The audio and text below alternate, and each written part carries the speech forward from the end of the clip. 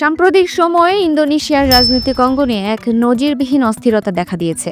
দেশে দ্রব্যমূল্যের লাগামহীন ঊর্ধ্বগতি এবং পার্লামেন্টের সদস্যদের মাসিক ভাতা বৃদ্ধির মতো বিতর্কিত সরকারি সিদ্ধান্ত জনগণের মধ্যে ব্যাপক ক্ষোভের জন্ম দিয়েছে।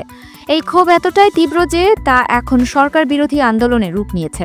এই বিক্ষোভের সবচেয়ে চাঞ্চল্যকর ঘটনাটি ঘটেছে ইন্দোনেশিয়ার অর্থমন্ত্রী সি মুলিয়ানি ইন্দ্রাওয়াতির বাড়িতে। প্রতিবেশীরা জানিয়েছে যে 2 ধাপে এই হামলা চালানো হয় এবং হামলাকারীরা টেলিভিশন, সাউন্ড সিস্টেম, কাপড় সহ অন্যান্য জিনিসপত্র নিয়ে যায়।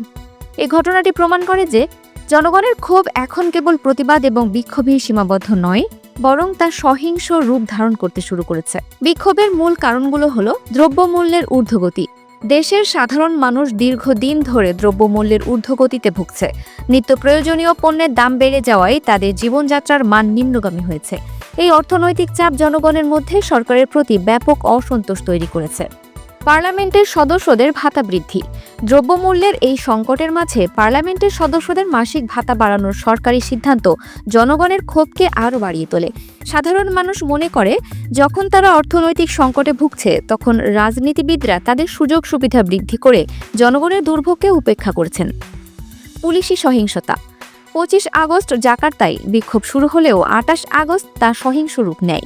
পুলিশের সাথে সংঘর্ষের সময় একজন 21 বছর বয়সী মোটরসাইকেল চালক মারা যান। এই ঘটনাটি পুলিশি বর্বরতা এবং ক্ষমতার অপব্যবহারের বিরুদ্ধে জনগণের ক্ষোভকে উস্কে দিয়েছে। এই বিক্ষোভ থামাতে ইন্দোনেশিয়ার প্রেসিডেন্ট প্রাবোও রাষ্ট্রীয়ভাবে রাজনীতিবিদদের দেওয়া বিভিন্ন সুযোগ সুবিধা বাতিলের ঘোষণা দিয়েছে।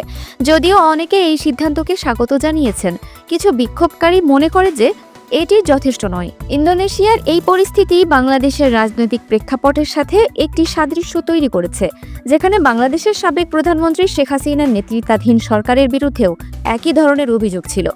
এই ধরনের ঘটনাগুলো প্রমাণ করে যে যদি কোনো সরকার জনগণের অর্থনৈতিক দুর্ভোগ এবং রাজনৈতিক আকাঙ্ক্ষাকে উপেক্ষা করে, তাহলে জনগণ তাদের বিরুদ্ধে প্রতিবাদ করতে দ্বিধা করে না।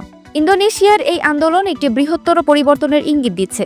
যদি সরকার দ্রুত এবং কার্যকর পদক্ষেপ নিতে ব্যর্থ হয়, তাহলে এই আন্দোলন আরও ব্যাপক আকার ধারণ করতে পারে। এটি কেবল ইন্দোনেশিয়ার জন্য নয়, বরং বিশ্বের অন্যান্য দেশের জন্য একটি সতর্কবার্তা যে জনগণের কণ্ঠস্বরকে অবহেলা করা উচিত নয়। Multimedia desk, Dinajpur TV. Dinajpur TV মানুষের জীবনের কথা বলে।